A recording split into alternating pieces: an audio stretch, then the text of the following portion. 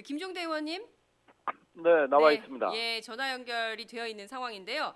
자, 어제 이제 국민들께 알려지긴 했는데 실제 사드가 와 있는 것은 지난 6일 저녁 때인 것 같습니다. 사드가 지금 현재 발사대 포함해서 일부 기기가 오산 공군 비행장에 와 있는 이런 상황인데요. 이 상황에 대해서 앞서 말씀을 해주셨는데 그 얘기가 안 들어갔어요. 그래서 다시 한번 종합 정리 부탁을 좀 드리겠습니다. 예, 월요일이 6일이었습니다. 이날 마침 북한이 전날 발사한 4대 미사일 시험이 있었기 때문에 긴급히 국방위가 소집이 됐는데 오후 3시부터 6시까지 이제 진행이 됐습니다. 그런데 당시에 가장 많이 쏟아진 질문이 도대체 사드 배치 시기가 언제냐? 또 배치했다 하더라도 이게 바로 작전에 투입되는 거냐?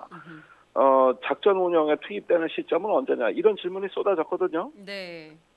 그런데 드러난 사실은 이게 아직까지 성주에 측량도 안 됐고 기본 설계도 안 됐고 환경 영향 평가도 완료가 안 됐는데 네. 배치 시기를 어떻게 알 수가 있냐 이 얘기고 네.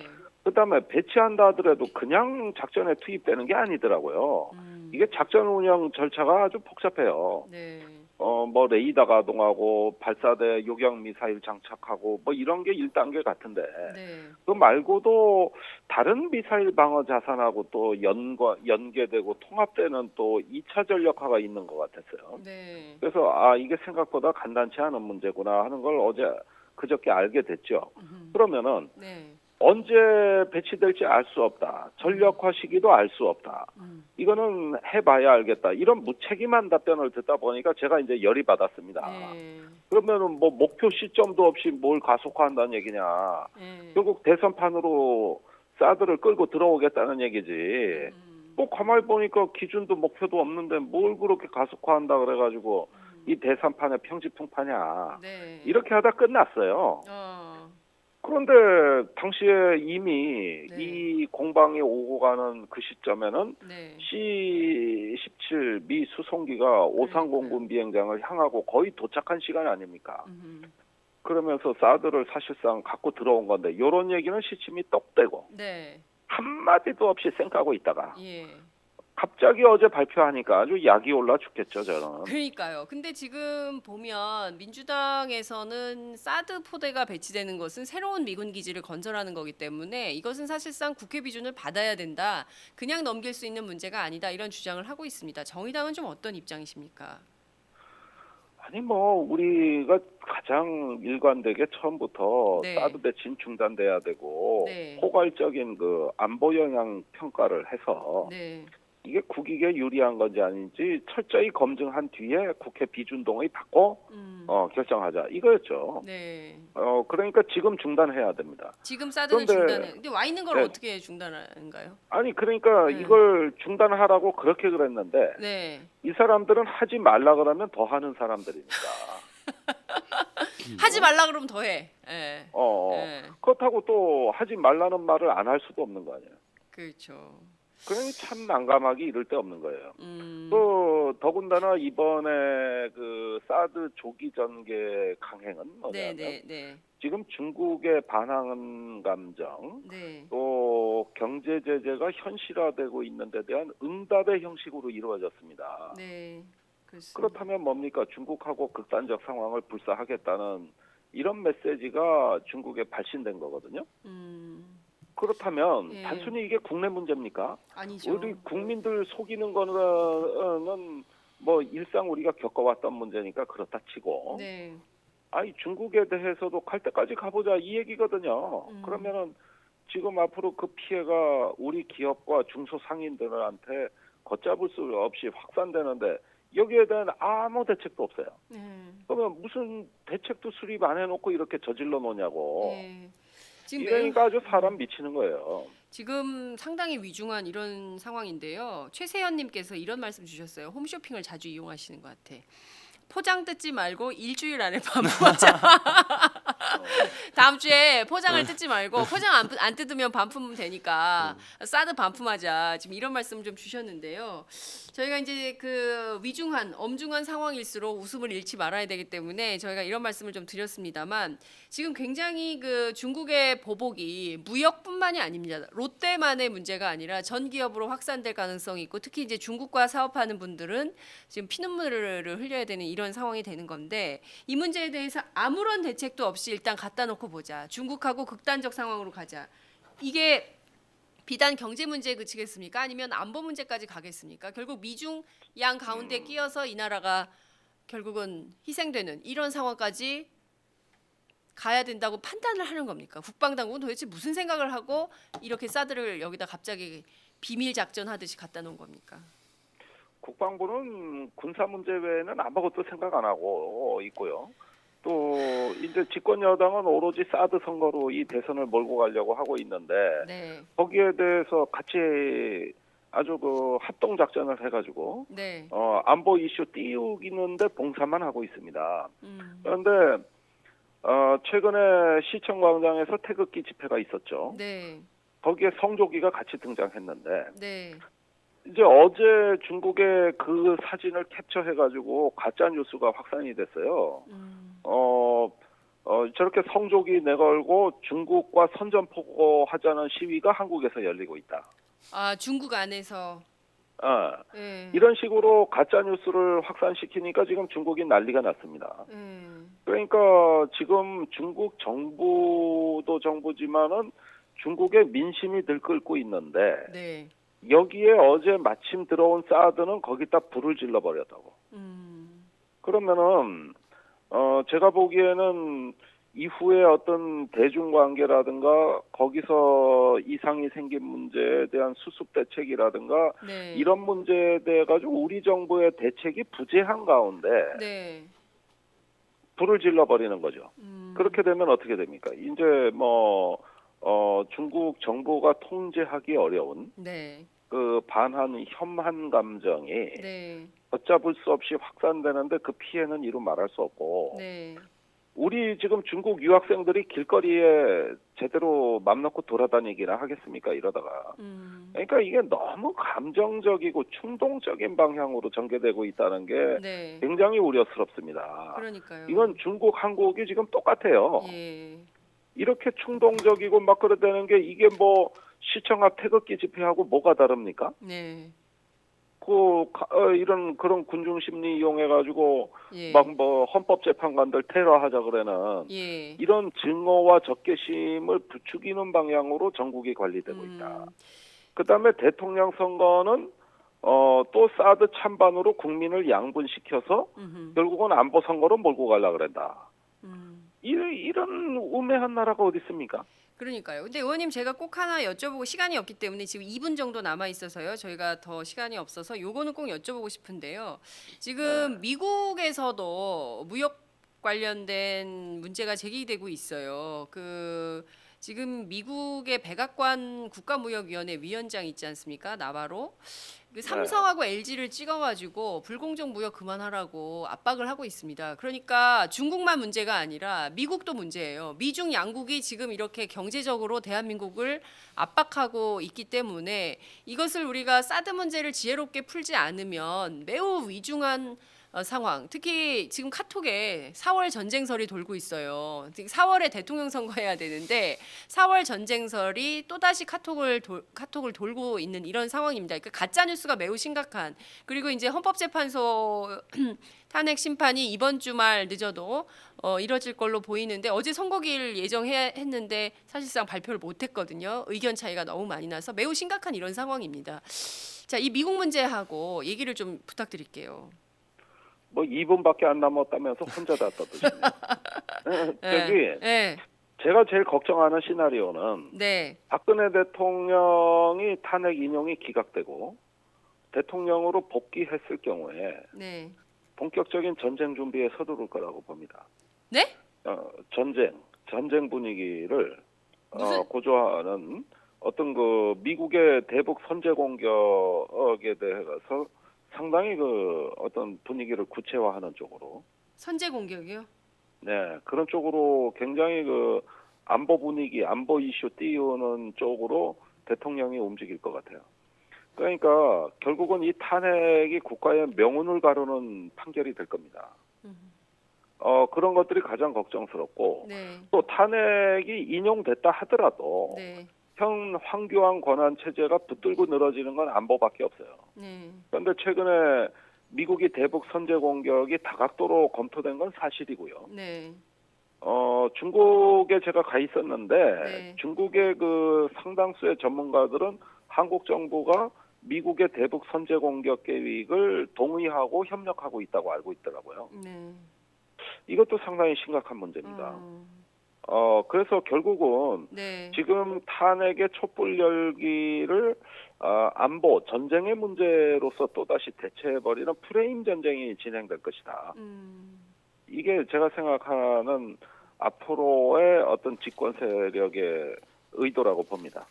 지금 시간이 다 돼서 더는 말씀을 좀 나눌 수 없는데요. 저희가 조만간 의원님 다시 연결을 좀 해서 소식을 좀 들어야 될 것 같아요. 의원님 필요하면 내일이라도 좀 나오셔가지고 설명해 주실 수 있죠. 팟짱 애청자들을 위해서. 예, 네. 알겠습니다. 네, 오늘 시간이 없어서 여기서 마무리하도록 하겠습니다. 고맙습니다. 네, 고맙습니다. 그 김창수 원장님 한 말씀도 못했어요. 아니 김정대 의원 이야기 듣는 중입니다. 아, 저는 끝나면 이제 또 할 거니까. 그러니까요. 예. 예. 다음에 만나요. 예, 안녕 안 하세요, 서로? 안녕히 계세요. 안녕히 계세요 하는 거였죠. 예. 빠이빠이. 예, 저희가 조만간 다시 또 모시겠습니다. 고맙습니다. 네. 예. 예. 자, 지금까지 김종대 의원하고 저희가 말씀을 좀 나눠봤고요.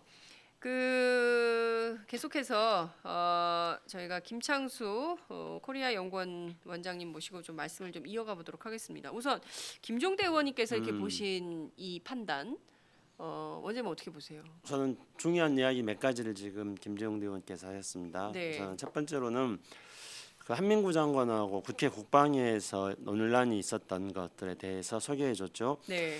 근데 그게 참 묘합니다. 그러니까 2016년 7월 8일 날 네. 한미 양국이 사드 배치에 대해서 합의했다고 예, 발표를 했습니다. 예, 예. 그것도 그냥 뭐 투스타급이 한미 양국의 투스타급이 서명했다고 발표한 거예요. 네. 그런데 그 발표를 하기 바로 며칠 전인 7월 5일 날 네. 김정대 의원이 국방부 장관한테 당시 또 마찬가지로 한민구 장관이었죠. 네. 질문을 했습니다. 근데 한민구 장관은 그때 배치 안 한다 배치 그랬어요. 안 한다 그랬어요. 네. 맞아요. 근데 며칠 만에 배치를 했지 않습니까? 네. 한민구 장관이 당시에 모르고 있었을 확률이 굉장히 높다. 네. 또 한민구 장관뿐만 아니라 7월 8일 날 한미 양국이 사드 배치 발표하는 그 시점에서 윤병세 외교장관은 네. 뭐 백화점에서 양복 고추로 바지 갔었잖아요. 고치러 갔었죠. 예. 예. 그래서 우리 외교안보 라인이 모르고 있었다고 보는 그런 게 유력합니다. 근데 이번에는 이제 그 C-17 수송기를 통해 가지고 네. 그 서태평양 상공까지 지금 와 있는데 네. 그런데 그 시점에서 한민구 장관은 거짓말을 또 거짓말한 거죠. 근데 네. 이번에는 한민구 장관이 모르고 몰랐을 가능성보다는 네. 알고 있었는데 네. 국회에서 거짓말했을 그 가능성이 훨씬 더 크다고 생각합니다. 장관이 이래도 됩니까? 이게 지금 대한민국의 네. 아주 심각한 위기 상황에서 네. 국회가 그냥 그 무슨 직원들 뽑은 거 아니거든요. 네. 국회의원들이 어디 무슨 누가 사장님이 뽑아가지고 온 분들 아니고 국민들이 국회로 보낸 대리인들이에요. 네. 그 대표 대리인이 와 있는 곳에서 이렇게 밥 먹듯이 거짓말을 하는 국방부 장관 이거 이대로 괜찮은 겁니까? 그러니까요. 예? 그 이게 한두 번이 아니지 않습니까? 그렇죠. 이 엄청난 국가적인 위기를 불러올 수 있는 이 엄청난 상황을 이런 식으로 애들 장난하는 것도 아니고 말이죠. 작년에는 몰랐다고 생각하기 때문에 그때는 무능했었죠. 근데 이번에는 알고 있었는데 거짓말했을 확률이 높기 때문에 네. 부도덕했다고 할 수 있습니다. 국방부 장관이 무능하고 부도덕한 게 지금 증명이 되고 있습니다. 네. 근데 왜 그 시점에서 그러니까 예. 7월 6일 날 밤중에 예. 도둑처럼 그러니까. 사드가 한국 땅에 도착했는가 이건데요. 네. 일단은 올해 상반기부터 한국 쪽에서 네. 미국의 트럼프 정부를 향해서 지속적으로 사드 배치를 요청했습니다. 그거는 1월 말 2월 초에 있었던 네. 김관진 국가안보 실장 네. 그리고 한민구 장관 등이 네. 미국의 트럼프 행정부의 예. 어떤 새로운 외교안보 라인들과 전화 통화를 할 때마다 네. 계속 사드 배치에 대해서 이야기했던 것이었죠. 예.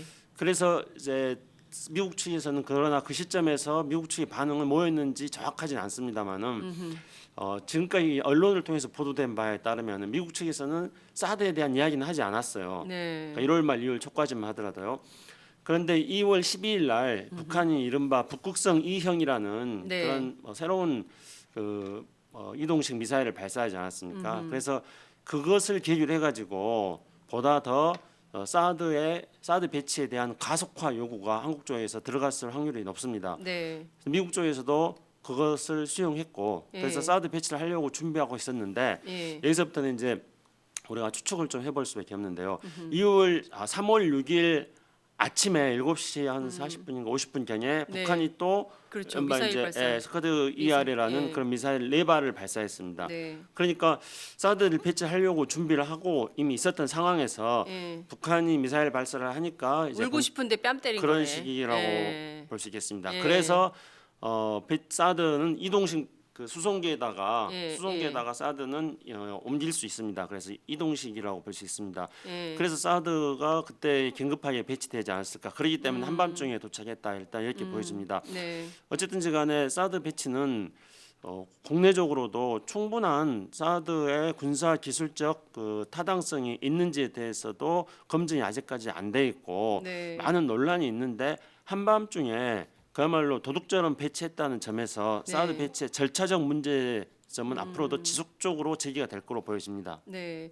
말씀 주신 대로 좀 짚어봐야 될 게 디테일이 네. 많아요. 우선 왜 한민구 장관은 국회에 거짓 보고를 네. 했는가? 그리고 두 번째는 아니 미국에서 무기가 들어오는데 네. 오밤중에 네. 아무도 모르게 비밀리에 갖다 놨어요. 예? 그러니까 우상호 더불어민주당 원내대표는 집도 없는데 침대부터 갖다 놓은 거죠.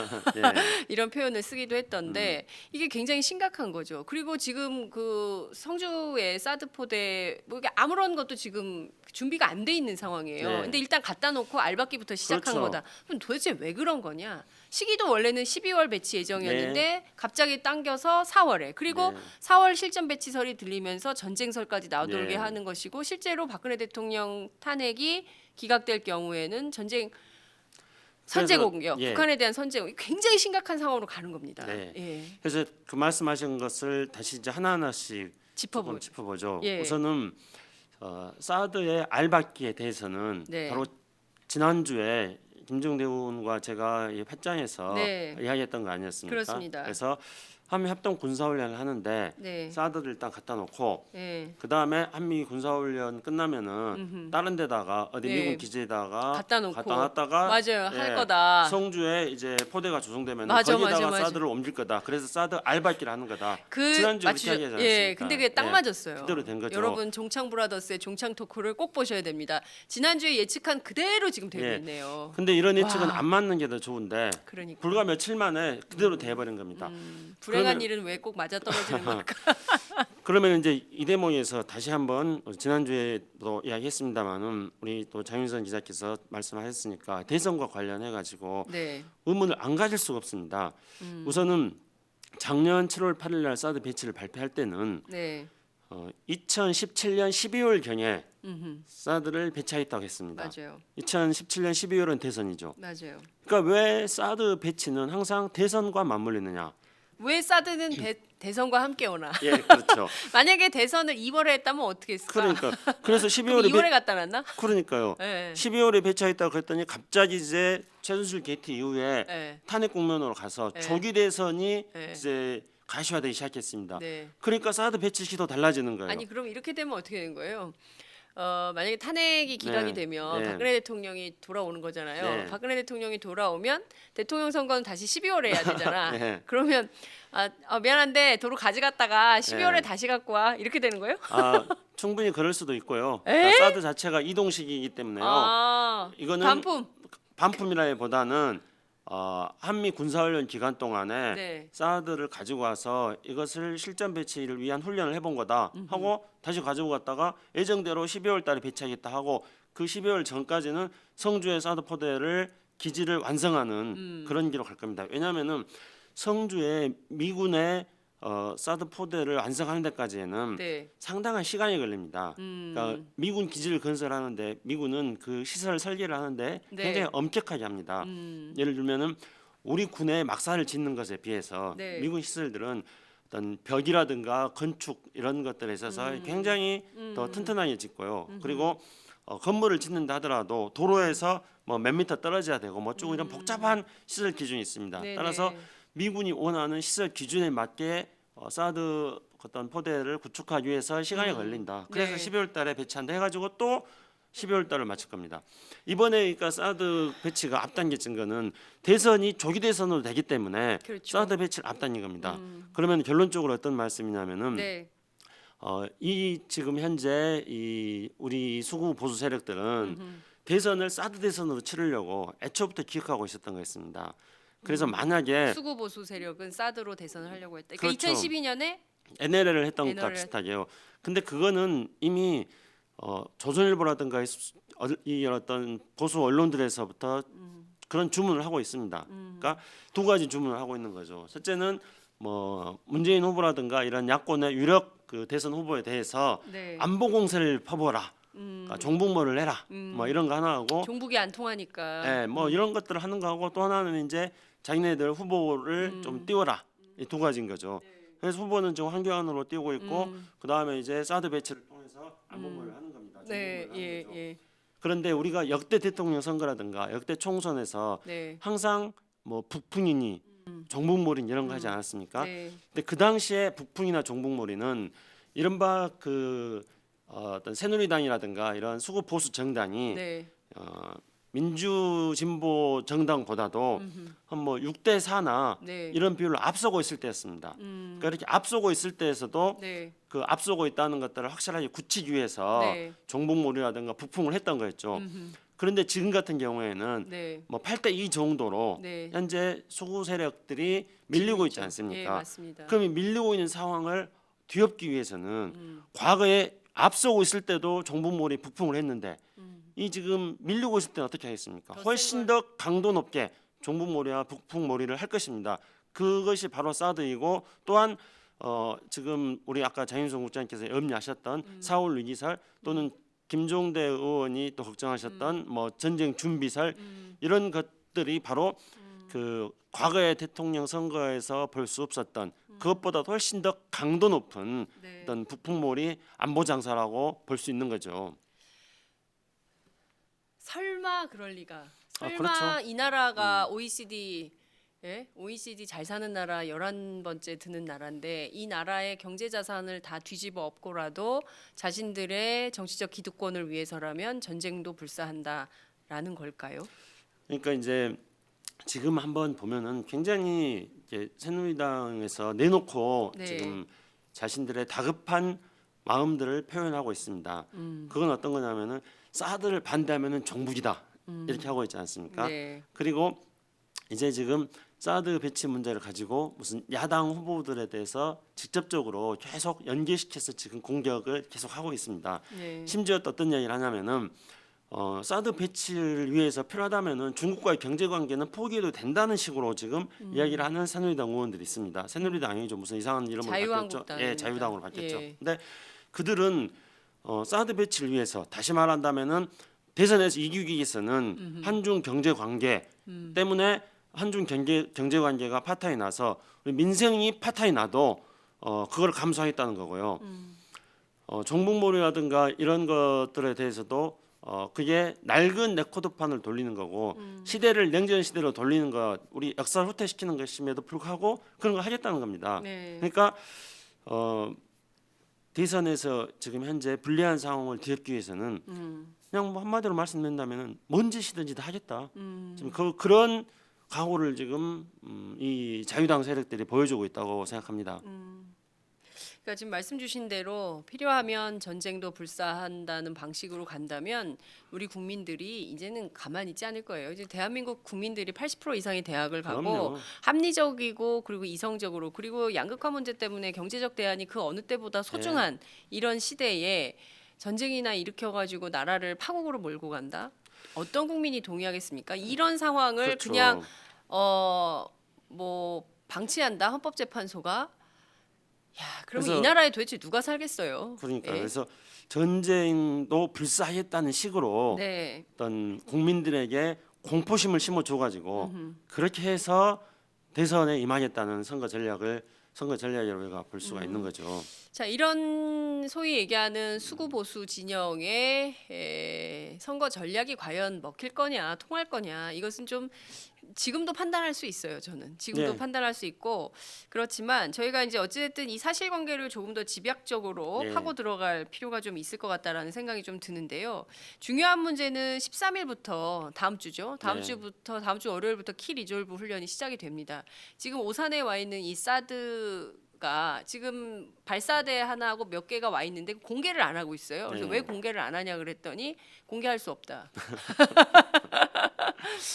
그러니까 기자들이 뭐 사진이라도 좀 찍게 해줘라. 와 있는지 온 거야 안 온 거야, 왔으면 왔다. 뭘 증거를 보여줘야 될 거 아니냐. 밤에 뭐 공개할 수 도착했다는 없다. 화면만 잠깐 내보냈죠. 그러니까요. 예. 왜 구체적으로 좀 보여줘라 하는데 안 보여주고 있습니다.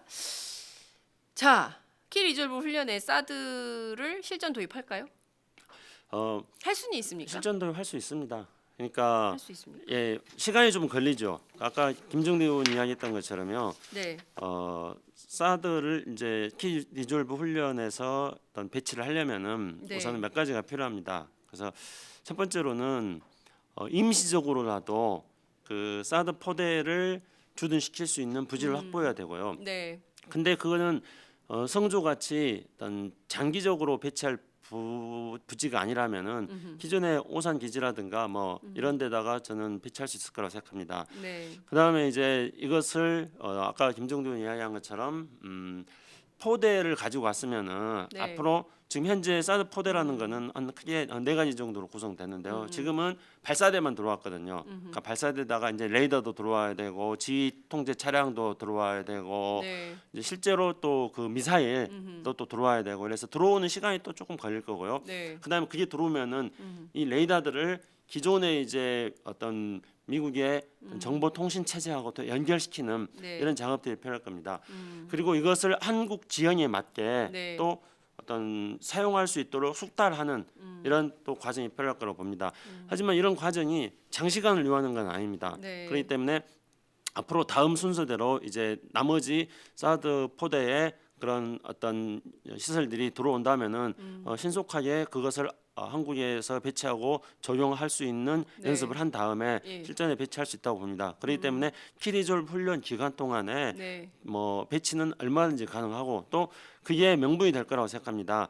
뭐 키리졸 훈련 때문에 사드를 배치한 건 아니다. 네. 이렇게 말하고 있지만은 들어와 있기 때문에 이게 한국에 적용 가능한지 여부들을 키리졸 훈련을 통해서 테스트를 한다. 이렇게 말할 수도 있는 거죠. 제가 이제 앞서 김종대 의원님께도 여쭸던 이슈인데요. 일테면은 중국이 지금 롯데뿐만 아니라 모든 한국 상품을 뭐 쌓아두고 발로 부수는 퍼포먼스도 하고 있고 일종의 혐한 감정이 네. 계속 커지고 있고 앞서 말씀 주신 대로 가짜 뉴스 때문에 네. 마치 이제 성조기 왜 들고 나오는지 잘 모르겠는데 하여튼 한미 동맹을 강조한다는 차원이지만 오히려 이것이 중국을 더 자극해서 우리가 중국의 대외 무역 의존도가 매우 높은 나라고 네. 중국 때문에 먹고 사는 국민들이 굉장히 많은데 이게 지금 안 심각한 상황. 그리고 네. 동시에 미국에서도 삼성하고 LG 때문에 네. 미국의 실업자가 수천 명이다. 그리고 불공정 무역 그만해라. 이런 압박이 동시로 예. 미중이 동시에 한반도를 덮치는 이런 형국입니다. 이 우리가 경제적인 문제 네. 좀 심각하게 생각해봐야 됩니다. 네. 현재 우리 사회의 가장 큰 문제는 저성장과 양극화 아니겠습니까?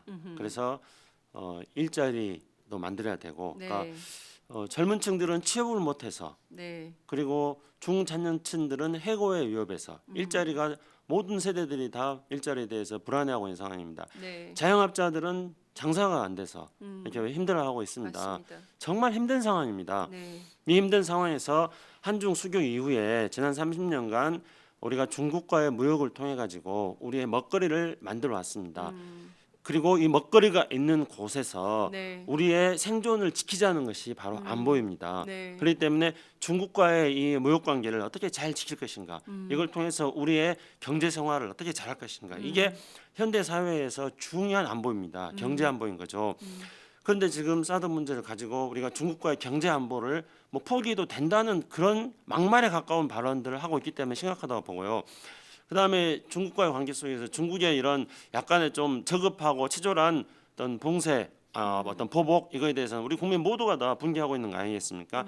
그런데 더 심각한 문제는 중국의 이런 조치에 대해서 우리 정부 당국이 전부 다 아무런 대비를 하고지 않았다는 겁니다. 그러니까요. 그게 정부가 문제고요. 무대책인 게 제일 심각한 거예요. 그렇죠. 그러니까 혹여라도 중국에서 발생할 수 있는 우리 국민들 혹은 우리 국가의 이익에 침해되는 요소가 조금이라도 생기면 정부가 먼저 달려가서 그렇죠. 그러면 안 된다라고 중국을 설득하고 네. 노력하고 이래도 지금 될까 말까 한 판에 아 몰라 네. 어떻게든 되겠지 이런 식의 태도라면 이게 나라냐 또 얘기가 나오는 겁니다. 그럼요. 그래서 국민들이 여전히 우리는 세월호 안에 있다. 맞습니다. 이 국가가 세월호다 지금 네. 이런 얘기를 하고 있는 겁니다. 예. 니들이 전쟁 때문에 죽든 말든 우리의 기득권, 정치적 기득권만 지키면 된다. 이런 식 아니냐. 이런 비판이 저작거리에서 엄청나게 쏟아지고 그렇죠. 있는 거예요. 거기에 이제 금방 정윤석 국장께서 말씀하셨던 미국으로부터 오는 통상 압력입니다. 그러니까요. 그래서 우리는 트럼프 정부가 출범하고 나서 미국으로부터 통상 압력이 올 거라는 것들을 예상하고 있지 않았습니까? 네.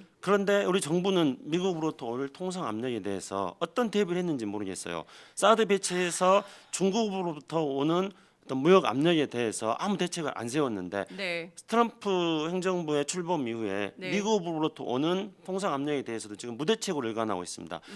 미국의 지금 국가무역위원회라고 트럼프 정부에서 신설했습니다. 네. 그리고 국가무역위원회 위원장은 그 나바론이라는 네. 캘리포니아 어바인 대학 교수입니다. 네. 트럼프의 경제 무역 자문 역할을 했던 사람인데요. 이 사람은 중국과 무역 전쟁을 불사해도 된다는 식으로 생각하는 그런 초강경론자입니다. 네. 지금 현재 우리 정부에 있는 이 박근혜 정부에서 경제하고 안보를 담당하거나 새누리당 의원들이 아마 뭐 이 사람하고 비슷한 생각을 가지나 봐요. 네. 그래서 이 지금 이 나바론 국가안보위원회 위원장이 최근에 지금 이야기하고 있는 거는 국가무역위원회 위원장. 국가무역위원회 예. 위원장은 오늘 지금 언론에도 보도됐습니다만은 삼성이나 LG를 구체적으로 꼭 집어서 말하고 있습니다. 그러니까 삼성이나 LG가 반더핑 조치를 피해 나가는 네. 그런 행동을 하고 있다는 거예요. 자꾸 이제 뭐 공장을 다른 데로 이렇게 네. 짓고 이전한다거나. 예. 네.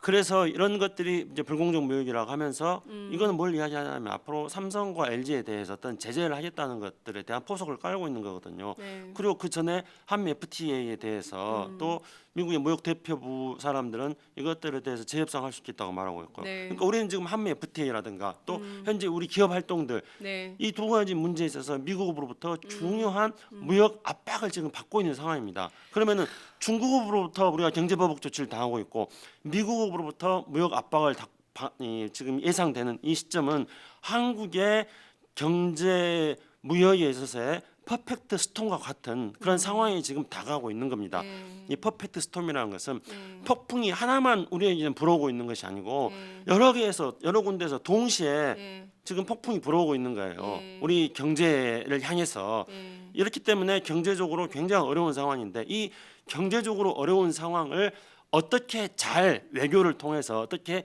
잘 지켜낼 것인가 하는 네. 게 바로 경제 안보입니다. 우리 안보에 있어서 중요한 요소인 그렇습니다. 경제 안보입니다. 근데 예. 우리는 지금 경제 안보를 포기하겠다는 것에 가까운 그런 그 막말 수준의 이야기들을 이 새누리당이라든가 이 집권 세력들이 지금 하고 있는 겁니다. 그러니까요. 말씀 주신 대로 안보 중에 최고의 안보는 인간 안보입니다. 네. 사람을 지켜야죠. 그리고 경제 안보, 먹고 사는 문제 중요하기 때문에 경제 안보 지켜야죠. 네. 전쟁을 왜 합니까? 예? 이 나라가 정말 반만년 역사 이상을 평화롭게 살려고 한 이 백성들을 계속 강대국의 정치에 의해서 희생만 당해왔던 이 나라. 그나마 민주정부 10년간 외교력으로 그리고 육자회담 틀 안에서 남북관계를 발전시키면서 그렇죠. 상당 부분 지켜왔던 이 평화를 지금 박근혜 정부에서 이걸 사드로 깬다. 저는 도무지 이해할 수가 없고요. 헌법재판소가 빠른 결정을 내려서 이 혼란을 조기에 수습을 해야 이 나라의 비전이 열린다고 생각합니다. 굉장히 불안한 상황을 저희가 좀 지나고 있는데요. 자, 끝으로 제가 꼭 여쭤보고 싶은 내용입니다. 종창 토크에서 늘 얘기를 했었어요. 네. 이번 대선은 사드 대선이다. 예, 그렇죠. 안보 대선이다. 이번은 사드 대선이기 때문에 사드를 피해갈 수가 없다. 네. 그렇기 때문에 야권의 대선 후보들은 이 사드에 대해서 보다 바르고 정확하고 분명한 태도가 네. 있어야 된다. 그렇지 않으면 이걸 준비하지 않으면 또 말린다. 또 네. 수구 보수 세력에게 또 그 해가지고 스텝이 꼬일 수가 있으니까 미리 준비하라고 저희가 지속적으로 매주 강조해 왔던 바입니다. 이제 결국 사드가 닥쳤어요. 예, 이제 사드가 닥쳤습니다. 자, 야권의 대선 후보 어떤 전략으로 어떻게 해야 됩니까? 예, 이제 몇 가지가 있습니다. 네. 우선은 야권의 대선 후보들이 이 사드를 통한 사드 대선, 북풍 대선을 치르려고 하는 이 수구 세력들보다 네. 훨씬 더 국민들의 경제적인 생활 그리고 나라의 안보를 더 잘 지키는 세력이라는 것들을 포인트로 해가지고 국민들에게 이들의 어떤 그 사드 대선 음모에 대해서 정확하게 말을 해줘야 됩니다. 그다음에 두 번째로는 사드는 국민들 중에서 북한 핵과 미사일을 쏘니까 네. 우리가 사드 배치해야 되지 않느냐. 사드가 완벽한 방어 무기는 아니라 하더라도 물에 빠진 사람이 지푸라기라도 잡고 싶은 심정이니까 그 지푸라기라는 차원에서 사드 배치해야 되지 않느냐 이렇게 생각하는 국민들도 있습니다. 네. 근데 저는 이렇게 생각하는 국민들의 우려가 전혀 근거는 없는 건 아니라고 생각합니다. 이렇게 생각하는 국민들에게 이 대선 후보들은 사드는 지푸라기가 아니다. 지푸라기도 못 되고 오히려 사드는 오진이다. 그 사드는 뇌출혈 환자에게 항암제를 투여하는 것과 같아. 네. 그래서 사드는 대형 의료 사고를 부르는 거다. 이렇게 국민들에게 말을 해줘야 됩니다. 네. 그 다음에 세 번째는 이 절차상의 심각한 문제를 가지고 있다. 네. 국회 동의도 거치지 않았고 네. 밤에 한밤중에 기습적으로 도둑과 같이 이렇게 배치하는 것은 네. 이것이야말로 우리 안보를 위태롭게 만드는 것이다. 이것이 한미 동맹의 건강한 발전을 해치는 것이다. 이 점을 말해줘야 됩니다. 우리 헌법에 따르면은 헌법 60조에 따르면은 국가의 안전 보장에 관한 것은 국회 동의를 거치도록 되어 있습니다. 그런데 지금 이 정부는 네. 이 안전 보장에 관한 사항이 아니라고 말하고 있습니다. 한미 방위 조약이라든가 한미 행정협정에 따라서 배치하는 거라고 말하고 있습니다. 그런데 지금의 사드를 놓고 앞에 계속 말씀드렸습니다마는 네. 한중 간에 심각한 외교적, 군사적, 경제적 마찰이 생기고 있습니다. 러시아와 관계 속에서도 외교적, 군사적 마찰이 생기고 있습니다. 동북아시아의 안보 환경이 새로운 상황으로 가가지고 지금 한국하고 일본하고 미국의 이 삼각관계하고 북한하고 중국하고 러시아의 이 삼각관계로서 냉전적인 대결 구도로 지금 가려고 하는 동북아시아의 새로운 안보 환경이 만들어지고 있습니다. 네. 이것이야말로 안보에 있어서의 중요한 사안이 아니겠습니까? 그렇기 때문에 당연히 국회 동의를 거쳐야 됩니다. 또한 한미 상호 방위 조약이라든가 한미 행정협정에 따른 사드 부지 제공이라고 말하고 있습니다만은 사드 배치는 한미 이 상호 방위 조약의 목적과 그 범위를 벗어난 겁니다. 사드 배치를 통해 가지고 한중 갈등이 생기고 있고 한러 갈등이 생기고 있고 동북아 안보 환경의 변화가 생기고 있는 거는 네. 이거는 한미 상호 방위 조약의 목적을 벗어난 겁니다.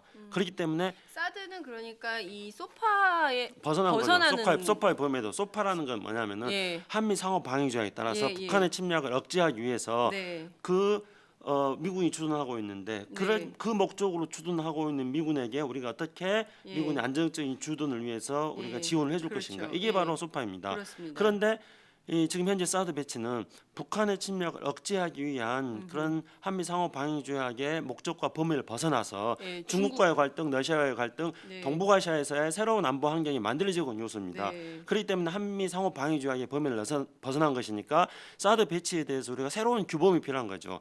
그렇게 새로운 규범을 만들려면은 당연히 국회 동의가 필요한 겁니다. 네. 그래서 대권 후보들은 바로 이러한 사드 문제는 네. 한미 상호 방위 조약의 범위를 벗어나는 네. 새로운 안보 요소가 되고 있으므로 예, 예. 국회 동의를 거쳐야 되는데 국회 동의를 거치지 않았기 때문에 절차상의 중대한 문제가 있다. 이렇게 절차상의 중대한 문제가 발생하고 있는 것은 우리 안보 위협이 되는 것이고 이거는 한미 동맹조차도 나중에 네. 불안하게 만드는 거다. 그렇기 때문에 한미 관계에 있어서의 안정적인 발전을 위해서라도 사드는 국회 동의를 거쳐야 된다. 이렇게 절차상의 문제점들에 대해서 네. 또 명확하게 저는 지적을 해주는 게 필요하다고 생각합니다. 알겠습니다. 자, 저희가 매우 위중한 역사의 한 순간을 지나고 있는 것 같습니다. 이럴 때일수록 정확한 정보 네. 그리고 사실에 기초한 내용들을 여러분들께서 알고 계셔야 이 상황이 어떻게 흘러가는지 그 판단의 지표가 될 수 있을 것 같습니다. 지금 마무리하시려는 거죠? 네, 이제 제가 마무리를 한 좀 해야 될 말씀만 것 하면 안 같아서. 될까요? 예, 꼭 10초만. 예, 10초만. 10초만. 이 위기 사드 상황입니다. 이런 위기적 사드 상황에서 우리가 사드 대선으로 치르려는 것에 대해서 국민들이 경각심을 가지고 막아야 됩니다.